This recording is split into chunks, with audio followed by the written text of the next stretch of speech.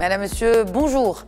Aujourd'hui, coup de projecteur sur l'un des sites phares de Rabat Salé, la marina du Bourgreg. Depuis son ouverture au public en 2008, ce port de plaisance attire les passionnés de sport nautique ou tout simplement les riverains ou touristes qui s'y rendent pour profiter du paysage.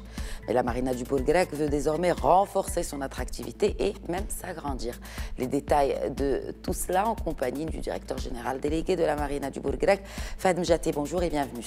Bonjour et merci de votre invitation. La marina du Bourgreg en chiffres aujourd'hui, qu'est-ce que cela représente? Si vous permettez, je veux juste rendre hommage à notre président directeur général, M. Saïd Zaro, qui m'honore de sa confiance et qui nous permet de mener à bien nos projets. Très bien. Alors, bon, le message est clair. Sinon, la marina du Bourgreg, depuis sa création en 2008 jusqu'à aujourd'hui, les chiffres, si on devait la définir en chiffres, par exemple. Combien de visiteurs, combien de bateaux? Oui, la marina compte 240 anneaux à ce jour. Et nous recevons 220 bateaux pavillons étrangers par an, plus les bateaux nationaux. Bien sûr, les bateaux étrangers viennent pour une certaine période, ça va de 3 jours à 18 mois, mais il y a un turnover régulier. Et il y a les bateaux marocains, et à peu près 85 qui restent en permanence. Alors justement, est-ce qu'aujourd'hui, bon, on y reviendra peut-être sur cette culture balnéaire chez les Marocains, mais alors, à part les bateaux, quelles sont les activités opérationnelles à ce jour dans la marina du Bourgreg? Mais la marina, donc, il y a énormément d'activités qui sont organisées. Bon, notamment, nous avons 11 associations et clubs pour tous les sports nautiques, hein, que ce soit le canoë-kayak, l'aviron, la voile, le paddle, etc. Donc, il y a énormément de clubs qui organisent, qui reçoivent des jeunes, qui reçoivent des adultes pour leur proposer ces sports nautiques. Il y a aussi des activités que nous organisons, comme par exemple, bientôt il y aura Caméo Cinéma au Bourg Marina, du cinéma en plein air. Il y a des festivals d'artisans qui viennent exposer leurs produits. Il y a des sorties en bateau. Qu'est-ce que je peux vous dire encore? Et justement, ce que nous voulons faire, c'est améliorer ces activités et les multiplier. Alors justement, parlez-nous de ces activités, Fahd Mjaté. À qui sont-elles destinées? Est-ce que c'est pour le public marocain? Est-ce que le public marocain, finalement, a cette culture du balnéaire, a cette culture des sports nautiques, comme la voile, par exemple? Est-ce qu'on a, par exemple, un club, justement, dans la marina du Bourgreg? Oui, c'est vrai que lorsque nous regardons derrière nous, les Marocains ne sont pas très attirés par la voile. Ils préfèrent les yachts à moteur. Par contre, ce que nous essayons de leur proposer, ce n'est pas seulement les bateaux, les grands bateaux, etc. C'est tout ce qui est sport nautique. Hein. Comme je l'ai dit tout à l'heure, il y a le canoë, le kayak, le paddle, l'aviron et la voile. Il y a un club de voile, il y a une école de voile avec le Yacht Club. On essaye justement d'attirer les jeunes Marocains vers la voile. Comment ? Mais en leur proposant des activités de voile. Nous avons des optimistes, nous avons des lasers, nous avons des catamarans à voile. Et il y a des gens intéressés, il y a des jeunes intéressés, mais il faut beaucoup plus de moyens pour les développer. Et l'objectif, ça serait d'ouvrir une école de voile à Rabat. C'est ce qui est difficile, donc on essaye de voir avec les différents clubs pour attirer le maximum de jeunes. Et notamment proposer cette voile à des jeunes en situation précaire, etc., qui n'ont pas l'habitude de le faire, et les attirer au maximum.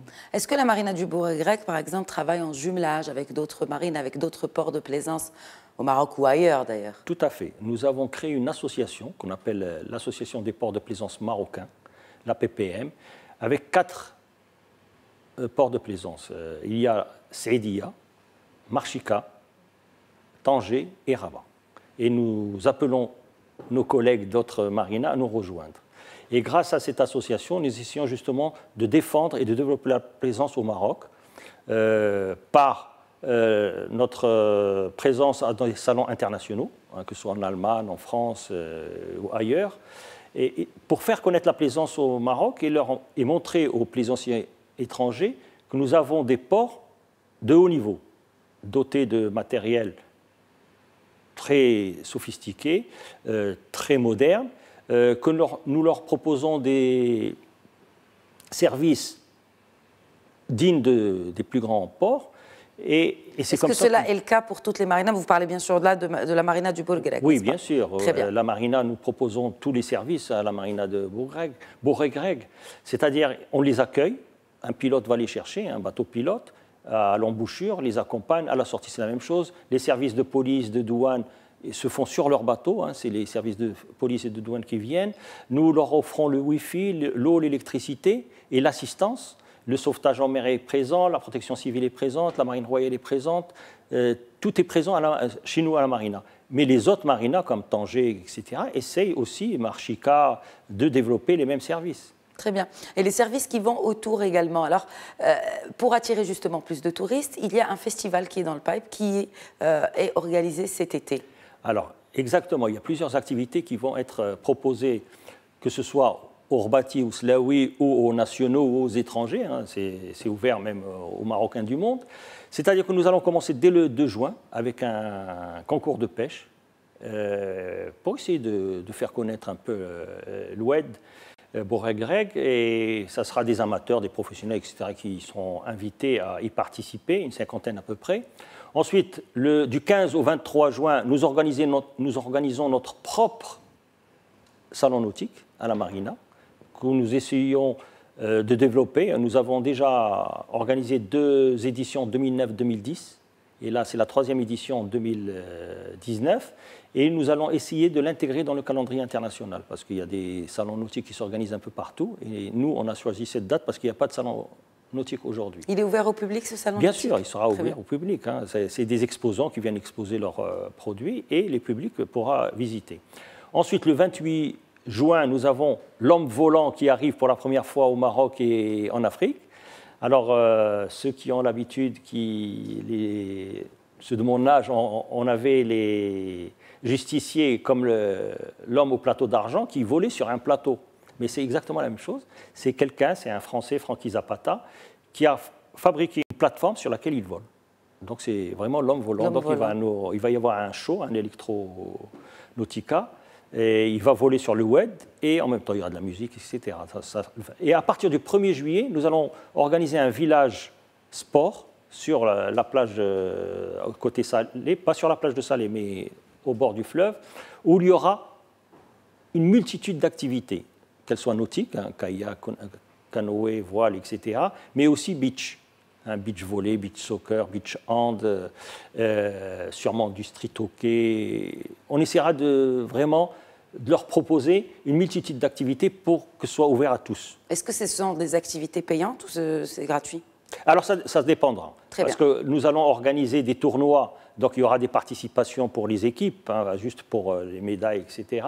Et il y aura des activités gratuites, et notamment, et surtout, et ça j'y tiens, on le fera chaque mois ça, inviter des jeunes en situation précaire, en situation difficile, et leur offrir les activités.